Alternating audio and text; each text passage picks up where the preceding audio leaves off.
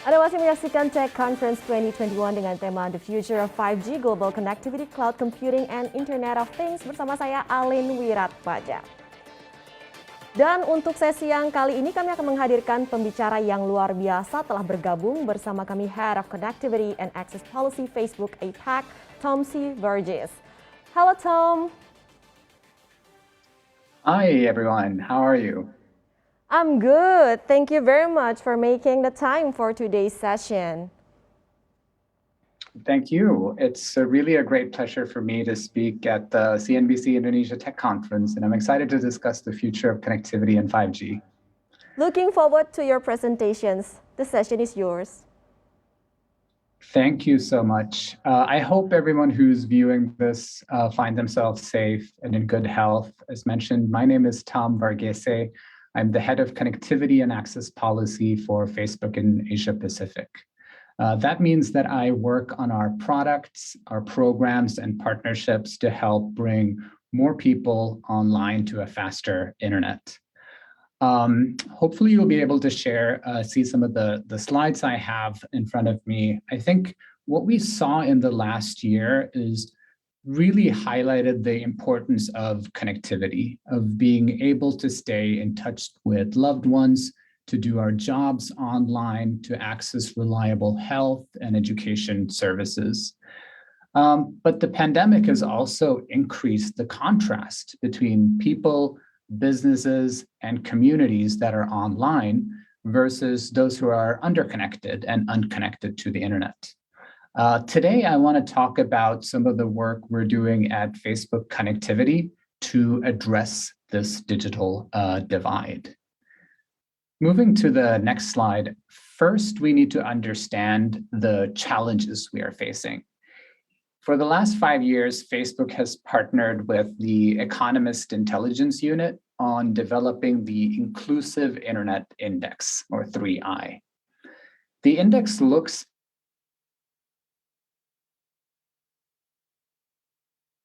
at the internet's availability, which covers usage, quality, and infrastructure. It looks at affordability, which is the price of an internet service in the overall competitive environment. It looks at relevance, which covers digital literacy, trust, safety, and whether there's a right policy framework in place to enable digital inclusion.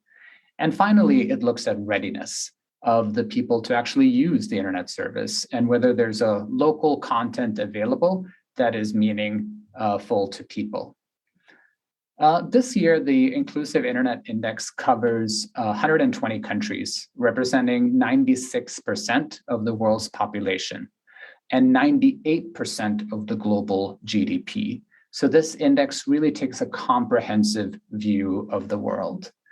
The index is also accompanied by the Value of Internet survey, which this year focuses on the internet's impact on personal well-being, a particularly pertinent topic during the COVID-19 pandemic. So let's look a little bit closer at this year's global findings. And what you will see on the next slide is the three main findings of this year's report.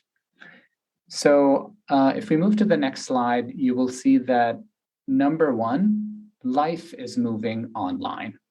Respondents to the Value of the Internet survey said that the essential elements of their life, such as socialization, work, entertainment, and education, had shifted significantly online since the pandemic began.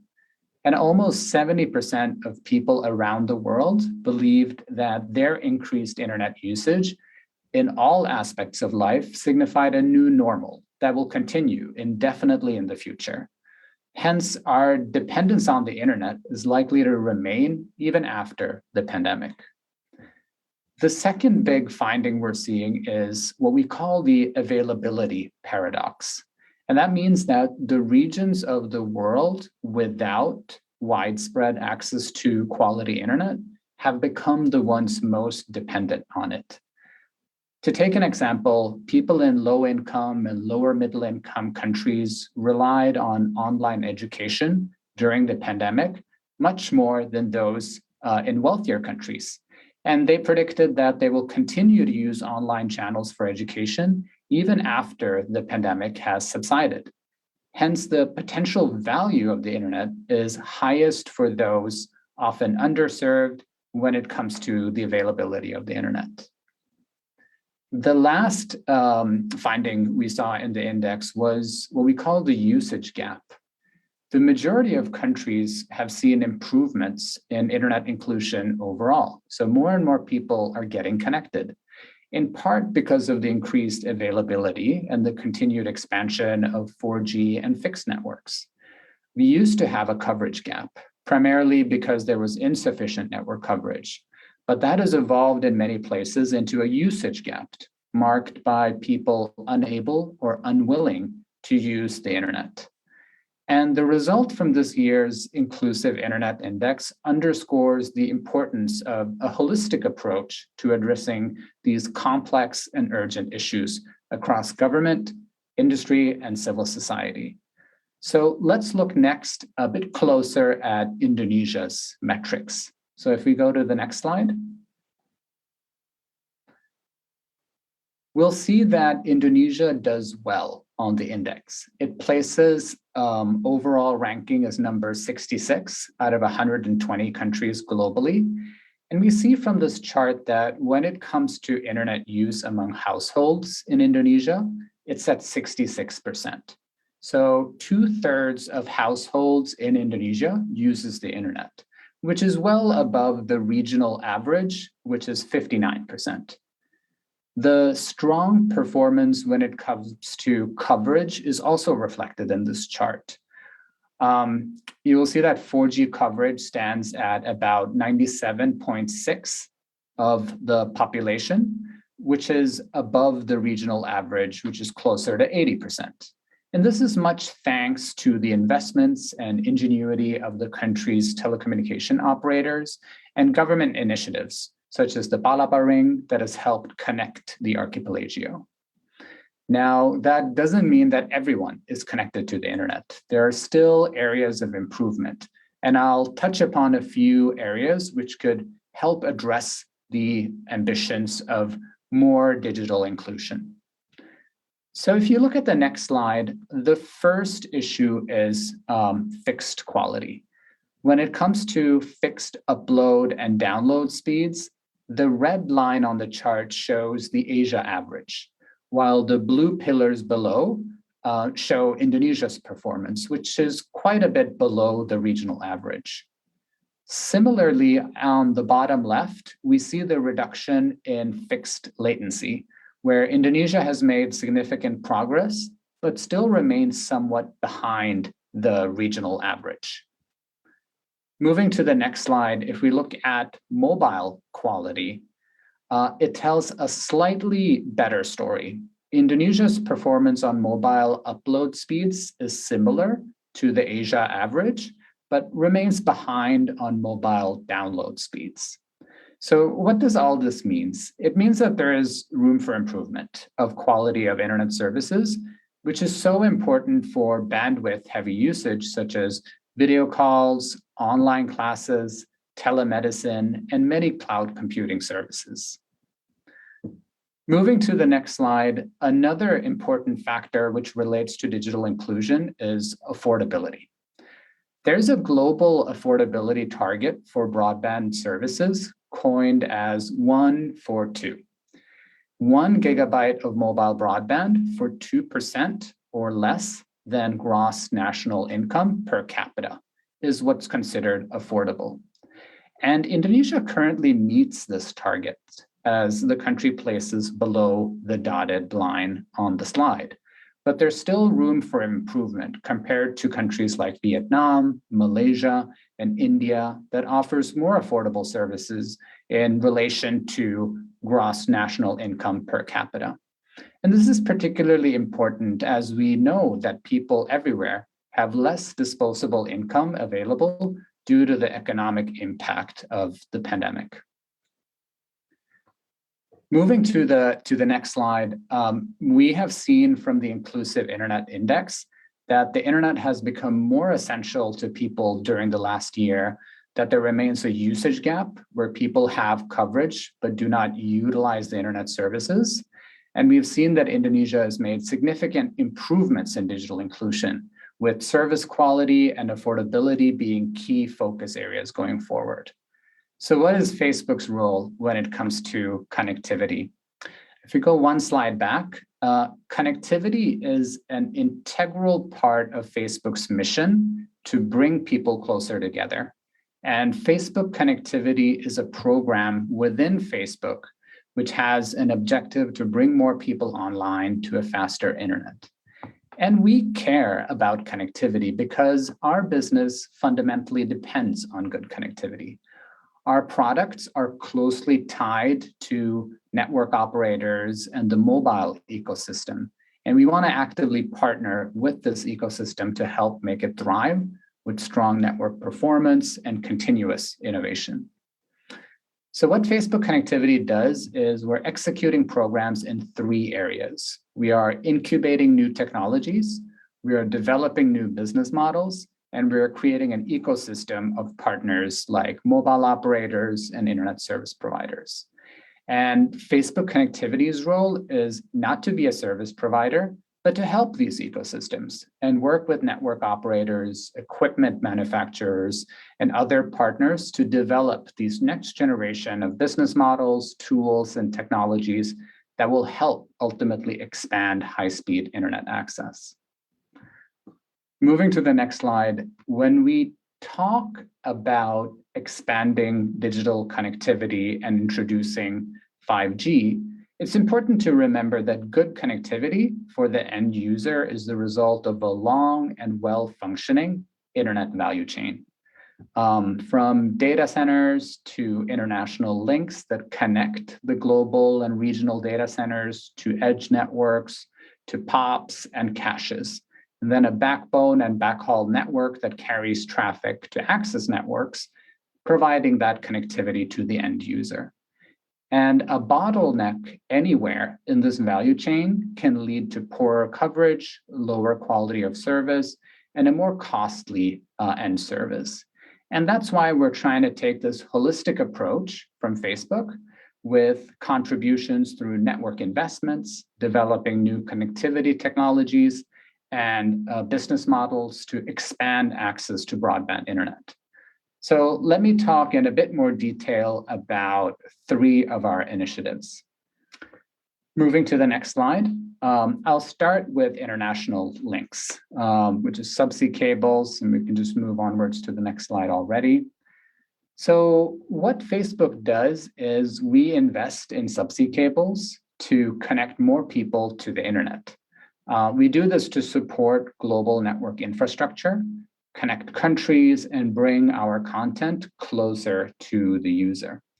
And our investments in subsea cables increase the supply of international bandwidth. It helps reduce cost for local internet service providers and results in more connectivity for countries. We don't do these investments alone. We always partner with domestic and global telecom operators, ensuring that the benefits from developing the scaled infrastructure and shared technology expertise comes to everyone. Moving to the next slide, Facebook has already announced its participation in 2 international subsea cables to Indonesia earlier this year, and they're named Echo and Bifrost. And a few weeks back, we announced our participation in a 3rd cable named Apricot.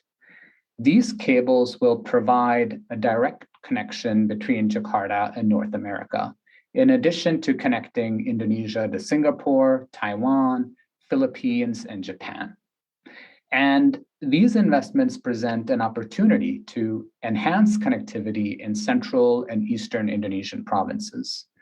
And when they're completed, the cables will deliver much needed internet capacity, redundancy, and reliability to Indonesia, supporting the country's ambition of becoming a digital hub. We are collaborating with local partners for each cable who will operate this infrastructure in the country. So moving to the next slide, what will be the benefits of these cables? Well, we can summarize it into two categories: connectivity and economic impact. On the connectivity side, the subsea cables will significantly increase the international capacity available to Indonesia, with branching units that can enable connectivity to Sulawesi and Kalimantan, including the new planned capital, supplementing the Palapa Ring. They will also be the first direct access cables to North America and several other Asia-Pacific countries from Indonesia. And this helps provide redundant paths and improves reliability of Indonesia's international data information infrastructure. And the cables will also take a new trans-Pacific route through the Java Sea, increasing the strategic importance and potential of Indonesia as a digital infrastructure hub. The second category, as I mentioned, was economic impact. The subsea cables themselves are a significant investment into Indonesia. And through our work with local partners, they will receive dedicated fiber pairs or get dedicated amounts of capacity, so the benefits are realized by the local economy and industry. The research firm RTI published a study last year on the economic impact of previous subsea cable landings in Indonesia, which found a 5.4% increase in GDP per capita and an increase in the number of jobs by 4.3 million in the service sector over a period of 5 years. Now, we're proud to be part of these international links and expect that they will create similar or higher impacts for the Indonesian digital economy in years to come. I'll move to the next initiative we're doing, which is Open Transport Networks, or OTN. We know that network infrastructure is a bottleneck in many countries, and building out fiber infrastructure represents a large portion of a telecom provider's costs and make it difficult to provide users with high-speed connectivity at affordable prices. So if we move to the next slide, what Facebook can do is to provide investments and network planning tools to help local partners expand and optimize their fiber networks. And we form these partnerships with the goal of reducing the cost of delivering data and improving network reliability and speeds. And our goals is for our investments to promote open access infrastructure. And by sharing fiber deployments, between multiple service providers, the total cost can be reduced and you help improve network reliability. Moving to the next slide, a specific example of what we've done in Indonesia. We've already implemented one of these partnerships with Alita. We announced in 2019 that Alita would deploy more than 4,000 kilometers of metro fiber to connect more than 1,000 cell sites in Bali, Java, Kalimantan, and Sulawesi. This is Facebook's largest terrestrial fiber initiative in Asia to date. And when completed, this fiber will bring higher speed internet service to more than 14 million people in Indonesia. And so far, Alita has deployed 3,600 kilometers of fiber, which is most of the network. And this shared infrastructure is already providing wholesale capacity to a number of mobile network operators. As with all internet infrastructure, the most significant impact is indirect. We recommissioned Analysis Mason to estimate the economic impact of this project and found that it would contribute to $6.1 billion over a 5-year period for the Indonesian economy. But the most tangible impact is on the communities that this project has touched. And we'd like to share a short video next on the impact of this project.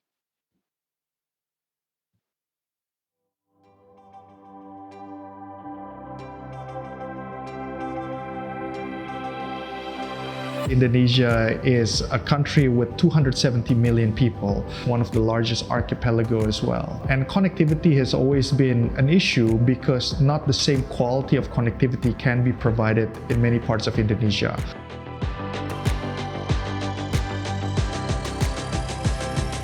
Internet now is becoming a backbone. Now it's becoming the daily need for everybody. Cakup semuanya. Kadang ada untuk pendidikan untuk anak-anak. Sekarang masa pandemi ini kan belajarnya secara online. Ada untuk media sosial, juga untuk promosi-promosi barang gitu.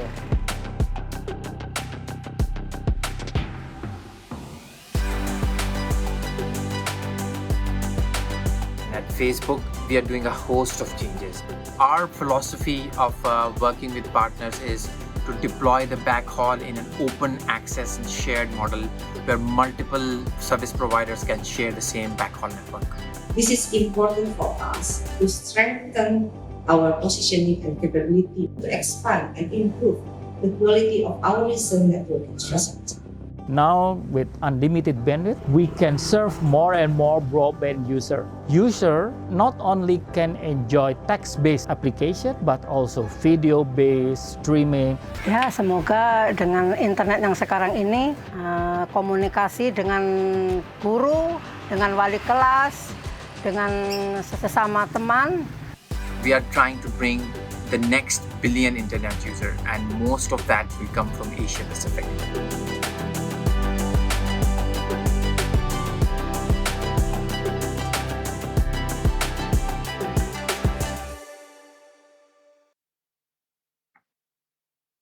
Thank you. The last initiative I want to talk about centers around Wi-Fi. So if we go to the next slide, as you all know, Wi-Fi is perhaps the technology that we've become most reliant on during the pandemic. And a challenge for a lot of internet service providers is to meet the increased demand for internet access and data-intensive content. Wi-Fi is an important supplement, providing people with fast, affordable, and reliable access to the internet. But very often, Wi-Fi networks have two challenges. One, how do you make sure that Wi-Fi networks are financially sustainable? And secondly, how do you ensure a good user experience? With Facebook's Express Wi-Fi platform, we're trying to help solve these challenges. So Express Wi-Fi, it's a software platform developed by Facebook that provides the internet service providers help to plan and deploy their Wi-Fi networks. It helps them manage the network in real time. It provides them with analytics to grow the network and decide where to expand. And finally, it helps them monetize the network through advertising and other levers. If you move to the next slide, we have multiple Express Wi-Fi partnerships with internet service providers in Indonesia that helps provide Wi-Fi to thousands of users in Jakarta, Surabaya, the Bromo area, through over 4,000 access points. One example is Bali Tower, who announced a partnership with Facebook in January 2020. And Bali Tower will use the Express Wi-Fi platform to strengthen and support its existing Wi-Fi hotspots available in more than 100 commercial buildings and 3,000 microcell poles across Greater Jakarta and Bali. And Bali Tower's existing infrastructure will support the immediate connectivity service for Express Wi-Fi's customers. On the next slide, you will see that the partnership with Bali Tower has been expanded further under the Jakarta Smart City Jack Wi-Fi project. And the aim here is to provide fast, affordable, and reliable internet connectivity to densely populated, low-income areas in Jakarta. As part of the collaboration, Bali Tower deployed over 1,000 Wi-Fi access points in these areas, serving over 500,000 people in 88 RWs. And for these people, the Express Wi-Fi platform provides a simple, easy to use, and seamless experience. This is a project truly aligned with our mission to bring people closer together, especially during this time where people need access to education, work, entertainment, and to remain connected with family and friends.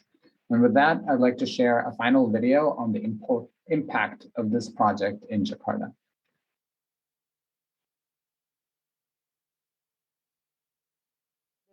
Internet gratis ini, ya ampun, mungkin saya gambarkan 200.000. Untuk saya sendiri tuh ngeluarin 200.000 Setelah ada WiFi, anak-anak sekolah terbantu. Yang tadinya pakai data, sekarang nggak pakai data lagi. Itu bener-bener udah tuh ngalir aja gitu, jaringannya bener-bener nggak ngerasain lemot sama sekali.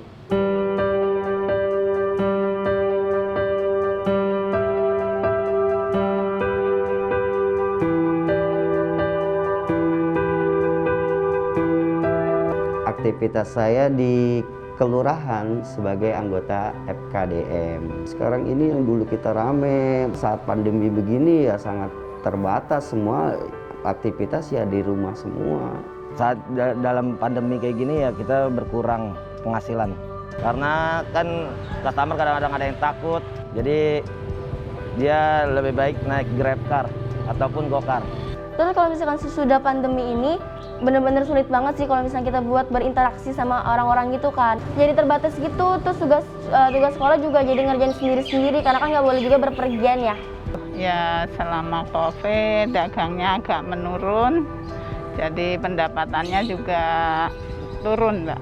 Sebenarnya tugas online ya, terus aplikasi-aplikasinya itu kayak banyak banget yang harus kita download ke HP gitu kan. Kayak misalkan ada Classroom, Google Meet, jadi beberapa tugas tuh juga dikirimnya lewat situ. Sebelumnya itu kita pakai kuota ya kayak yang itu kita beli sendiri.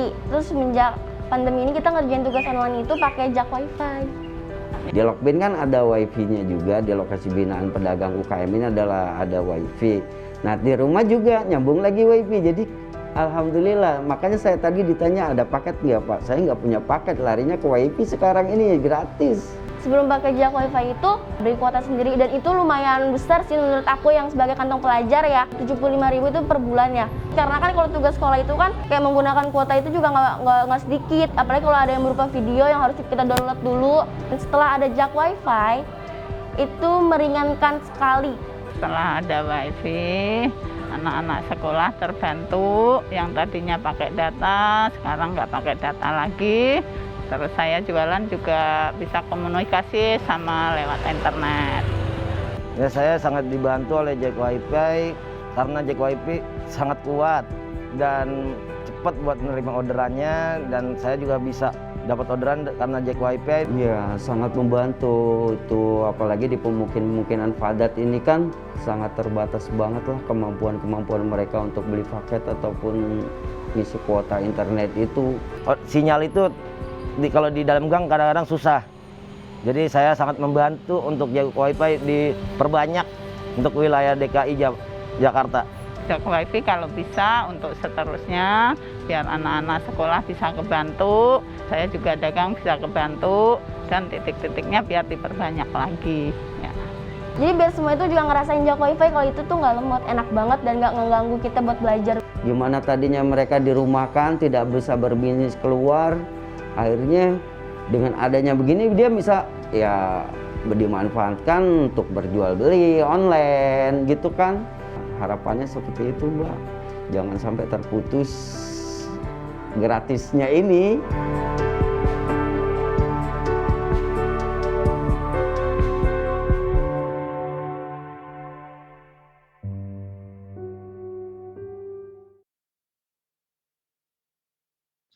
Thank you again for the opportunity to share our perspectives with you all. At Facebook, we believe there's no one silver bullet to solving the challenges around connectivity.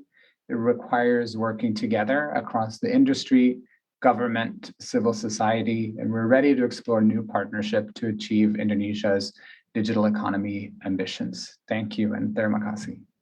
Working together to increase connectivity, to improve connectivity in Indonesia. Very touching video and very engaging presentation. We will discuss some questions that we have received from our audience with Tom C. Verghese after the break, so stay with us. Untuk informasi lebih lengkap dan berita terkait, jangan lupa klik link di deskripsi. Install juga aplikasi CNBC Indonesia di App Store maupun di Play Store, dan please subscribe ya guys.